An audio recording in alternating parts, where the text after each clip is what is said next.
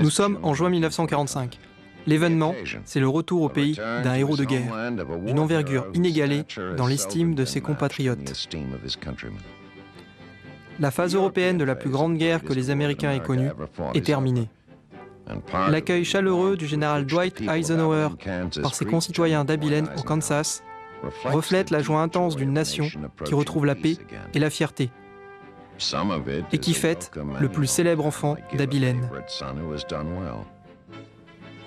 C'est aussi le témoignage d'une immense gratitude ressentie par tous dans les pays alliés envers l'homme qui organisa la campagne qui mena à la victoire. Sa croisade connut de nombreuses batailles, des triomphes, mais son symbole est le jour le plus long. Le jour J, le 6 juin 1944. L'invasion de la forteresse Europe fut la plus grande opération militaire de tous les temps. Le sort de la guerre reposait sur l'issue de cette entreprise courageuse. Puisque tant d'espoir était lié au succès de cette aventure, l'architecte de ce succès gagna le cœur des hommes depuis l'Europe jusqu'à Abilene, la ville où l'aventure de Dwight David Eisenhower avait commencé.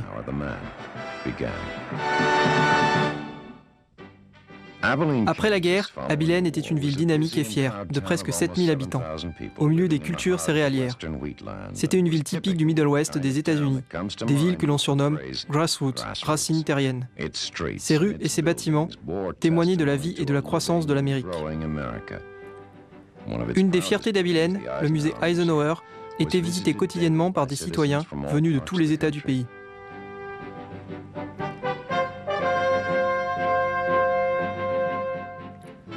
À l'intérieur du musée, une série de peintures murales dépeint la vie de Dwight Eisenhower. Dès l'enfance, sa vie avait le parfum de ses racines terriennes. Eisenhower est né en 1890 à Denison au Texas d'une famille d'immigrés européens venus de Pennsylvanie et qui s'installa dans le Middle West. Les parents du jeune Eisenhower avaient vécu à Abilene et s'y installèrent après sa naissance.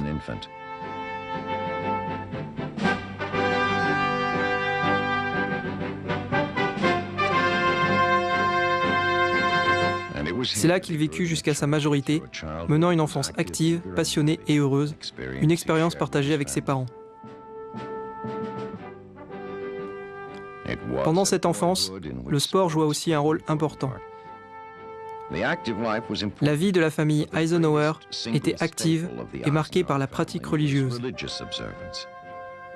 Suspendu sur le mur de la chambre de Dwight et de son frère Edgar, une simple profession de foi, que sa volonté soit faite.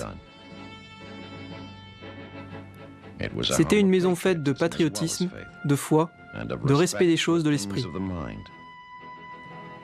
Dwight avait 20 ans quand il quitta Abilene pour l'académie militaire de West Point, où tant de grands Américains commencèrent leur marche vers l'histoire. Eisenhower fut diplômé de l'académie en 1915 et nommé second lieutenant d'infanterie. Une phase nouvelle commença pour Eisenhower. L'été 1916, avec sa nouvelle promotion au rang de premier lieutenant. En poste au fort Sam Houston, dans le Texas, il se maria avec Mamie Geneva Doud de Denver, Colorado. Cependant, les événements en Europe allaient changer la vie du monde entier. La Première Guerre mondiale offrit à de nombreux futurs généraux leurs premières expériences de combat, mais pas au jeune Eisenhower. Pendant la Grande Guerre, il commanda un centre d'entraînement de la nouvelle division de chars, destinée à être en poste à l'étranger. On lui décerna la médaille de distinction pour ce commandement, mais la guerre fut terminée avant qu'il ne puisse aller en Europe. À la fin des années 20, après l'école de commandement interarmes, le major Dwight Eisenhower partit pour la première fois en Europe. Il fut en poste en France pour préparer le guide des champs de bataille américains à travers le continent. Les années 30 apportèrent d'autres missions, culminant avec son service auprès du général Douglas MacArthur dans les Philippines. Il travailla pendant 4 ans avec MacArthur, commandant en chef de l'armée philippine, pour aider le gouvernement du Commonwealth à développer une stratégie pour sa défense militaire. Rappelé aux États-Unis en décembre 1939, le lieutenant-colonel Eisenhower partit à Fort Lewis, dans l'État de Washington, comme officier en chef du 15e régiment d'infanterie. Le sombre printemps de 1940 vit les divisions blindées allemandes foncer à travers la Hollande et la Belgique. La Luftwaffe déclenchait la destruction dans les cieux de l'Europe. La France tremblait et le Royaume-Uni était seul. La loi du service sélectif fut votée aux États-Unis pour se préparer à l'inévitable. Ce fut le devoir du colonel Eisenhower de prendre part à cette préparation.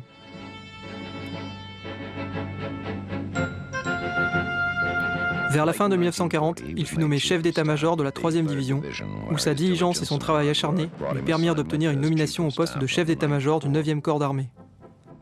L'été 1941, le colonel Eisenhower devint chef d'état-major du général Walker Kruger, qui se préparait avec la 3e armée nouvellement organisée à participer aux manœuvres de guerre les plus réalistes menées par les troupes américaines. La tâche d'Eisenhower, lors de ses manœuvres dans la campagne de Louisiane, pendant que l'Amérique luttait contre la montre pour entraîner une armée de civils de plus en plus nombreuse, était de planifier la stratégie de défense contre une force d'invasion mécanisée.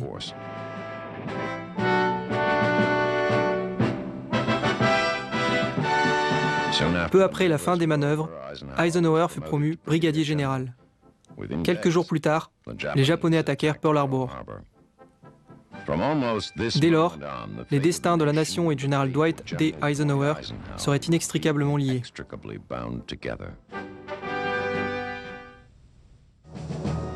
Qu'a dit MacArthur à sa femme quand on lui a posé la question « Eisenhower ferait-il un bon président ?» Il est dit qu'en regardant Ike accepter sa nomination par le Parti républicain pour la campagne présidentielle, le général MacArthur a dit à sa femme « Ike ferait un très bon président. Il était le meilleur secrétaire que j'ai jamais eu. »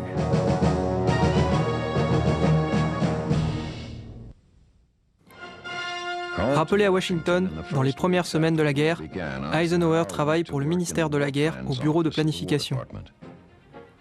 Parmi les objectifs, la détermination stratégique d'une éventuelle offensive contre l'Allemagne à travers la Manche.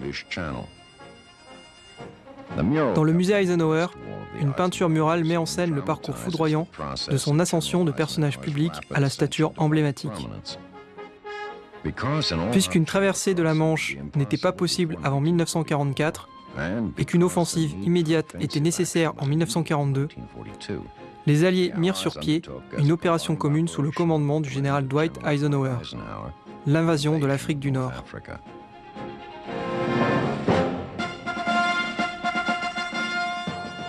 L'objectif plancher de cette manœuvre était de prendre les ports principaux entre Casablanca et Alger.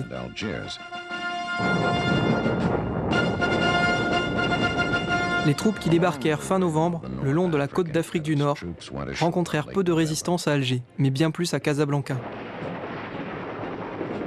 L'espoir d'Eisenhower était de progresser rapidement le long des côtes méditerranéennes vers l'est et de prendre les postes importants de Bizerte et de Tunis.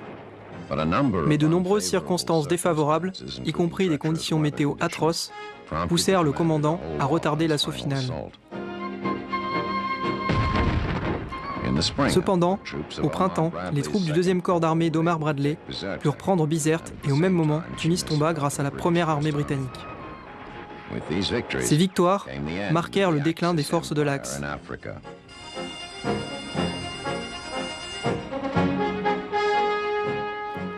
Les commandants alliés et leurs hommes commémorèrent fièrement la victoire. Un des plus grands bénéfices de cette victoire, d'après le commandant en chef, fut le réel progrès constaté dans l'unité des Alliés et la formation d'une véritable équipe de combattants qui montrait déjà les avantages d'une confiance réciproque grandissante. La fin de cette campagne réussie apporta la reconnaissance personnelle à Eisenhower. Désormais, il serait considéré comme un grand commandant à travers le monde. Mais le commandant interprétera cette reconnaissance comme une preuve que l'homme libre peut trouver la victoire dans l'union, même si toutes les chances sont contre lui.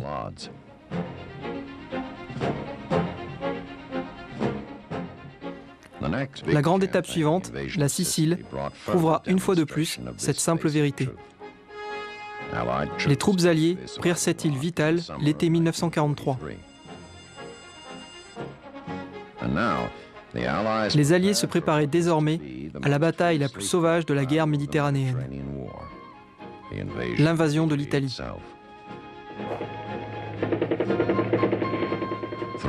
À travers un mélange miraculeux de courage et de ténacité, les troupes de la 5e armée du général Mark Clark établirent une tête de pont, luttèrent contre des forces allemandes pourtant bien supérieures en nombre et prirent Salerne et le port vital de Naples. Même s'il restait encore de durs combats et d'importantes batailles, avec ces victoires, les premiers objectifs importants de la campagne italienne étaient atteints.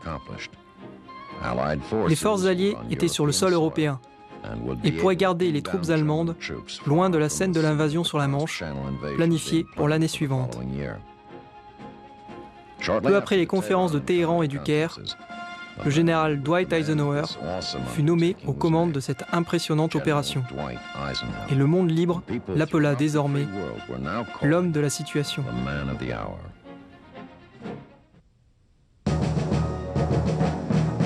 Pourquoi Eisenhower a-t-il arrêté l'avance des Alliés sur l'Elbe?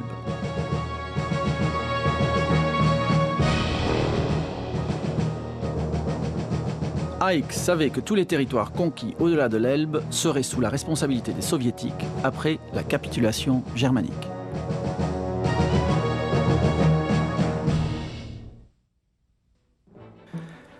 Une autre peinture murale du musée Eisenhower représente les événements majeurs de la Grande Croisade qui libéra l'Europe. L'ordre donné au commandant suprême par l'ensemble des chefs d'état-major fut simple: débarquer sur les côtes françaises et détruire les forces terrestres allemandes. Entre l'ordre et son exécution se trouvait une épreuve gigantesque. De l'autre côté de la Manche, des fortifications s'alignaient sur les côtes françaises, montrant la conviction des nazis qu'ils pouvaient repousser les armées d'invasion à la mer. Rien qu'en France, 58 divisions allemandes attendaient.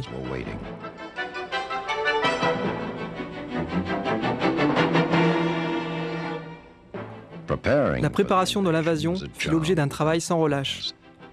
Un entraînement incessant et réaliste fut d'une importance primordiale. Tout était accablant, du défi à maintenir le moral des hommes jusqu'aux myriades de détails dans la coordination. Mais les préparatifs continuèrent tout au long des premiers mois tendus de 1944.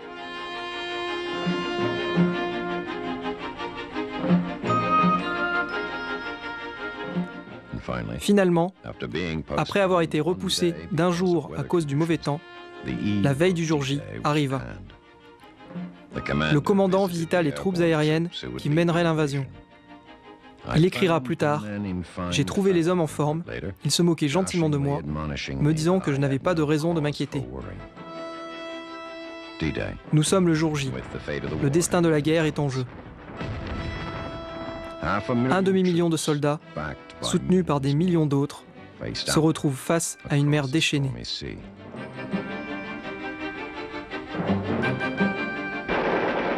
Les troupes canadiennes et américaines débarquèrent sur les plages françaises de la Manche. Les premiers moments fatidiques passés, les troupes alliées commencèrent à tenir le sol français. Une semaine après le débarquement, le commandant pouvait dire à la vaste armée sous ses ordres: « Ce que vous avez accompli ces derniers 7 jours de campagne est allé au-delà de mes plus hautes espérances. » Moins de 2 mois après le débarquement, les forces alliées sortaient du périmètre de la tête de pont et entraient dans le bocage autour de Saint-Lô.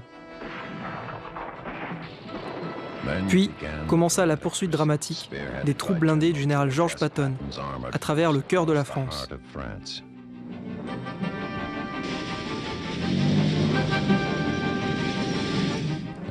Et la grande marche triomphale à travers Paris, après sa libération, par des troupes françaises et les soldats américains de la 5e armée.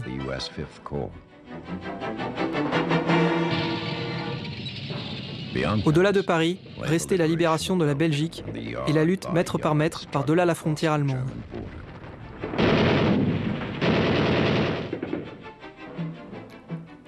L'avancée vers la victoire fut bloquée par la contre-offensive des nazis dans la forêt des Ardennes, connue sous le nom de bataille des Ardennes.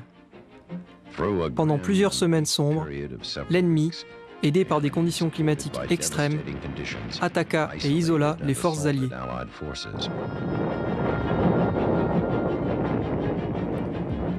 Le général Eisenhower demanda à toutes ses troupes d'atteindre de nouveaux sommets de courage et d'effort. Les hommes assiégés tinrent courageusement et commencèrent à repousser l'ennemi. Désormais, le commandant suprême s'attendait à ce que la résistance nazie continue de s'écrouler. Avec la traversée du pont de Remagen en mars 1945, le cœur de la défense nazie fut percé. Cependant, il restait une tâche substantielle, nettoyer le secteur à l'ouest du Rhin et prendre en charge la foule des soldats allemands qui se rendaient.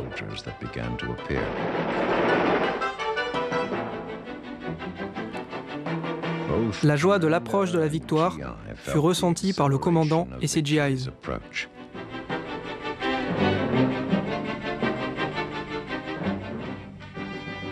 Finalement, le 7 mai 1945, la victoire arriva avec la reddition allemande. Pendant que le monde proclamait ses exploits, Dwight Eisenhower parlait à tous ceux qu'il pensait responsables de la victoire alliée.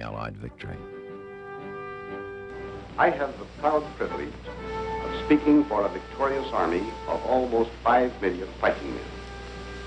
They and the women who have so ably assisted them constitute the Allied expeditionary forces that have liberated Western Europe. They have captured or destroyed enemy armies totaling more than their own strength. Merely to name my principal subordinates in the Canadian, French, American, and British forces is to present a picture of the utmost in efficiency, skill, loyalty, and devotion to duty. The United Nations will gratefully remember Tedder, Montgomery, Spaatz, Bradley, Delatte, Creer, and many others. But all these agree with me in the selection of the truly heroic figure of this war. He is G.I. Joe and his counterpart in the air, the Navy, and the merchant marine of every one of the United Nations. He has braved the dangers of U-boat infested seas. He has surmounted charges into desperately defended beaches. He has fought his tedious, patient way through the ultimate in fortified zones. He has endured cold, hunger, fatigue. His companion has been danger. Death has dogged his footsteps. He and his platoon commanders have given us an example of loyalty, devotion to duty, and indomitable courage that will live in our hearts as long as we admire those qualities in men. Pourquoi Eisenhower était si respecté par le peuple britannique? Ike était le commandant de la coalition. Son travail était de s'assurer que la Deuxième Guerre mondiale n'était pas juste un show à l'américaine, mais un combat dans lequel les Américains se battaient main dans la main avec les troupes alliées.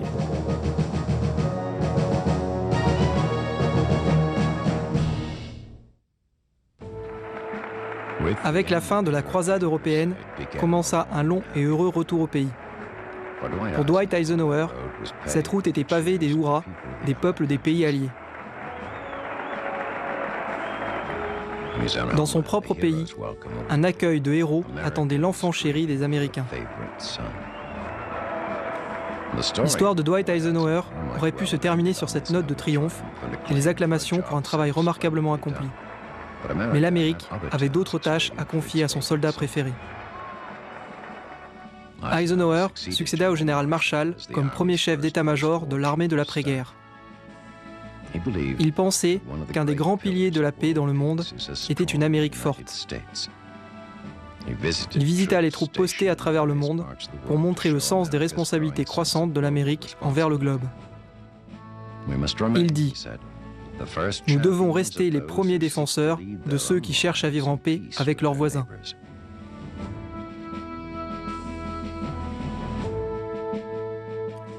Finalement, le 7 février 1948, le général d'Abilène quitta le service militaire actif après 36 années au service de son pays.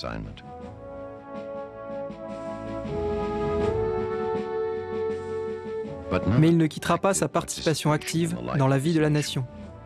Il accepta la proposition de la grande université de Columbia qui lui offrait la fonction de président, ce qui lui donnait, du moins il le pensait, l'opportunité de consacrer le reste de sa vie au défi de l'enseignement. Les événements de l'après-guerre en ont décidé autrement. La nécessité urgente d'unir le monde libre mena à l'OTAN, organisation du traité de l'Atlantique Nord.